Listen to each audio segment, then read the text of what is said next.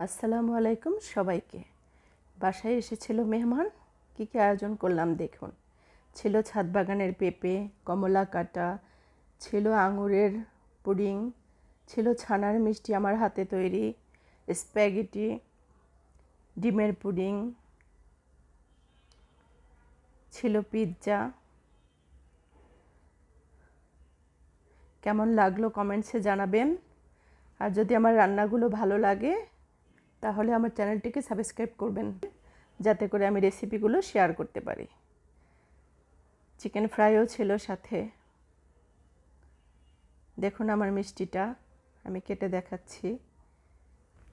এটা গাজরের দিয়ে এবং ছানা দিয়ে তৈরি, ছানার সমন্বয়ে তৈরি।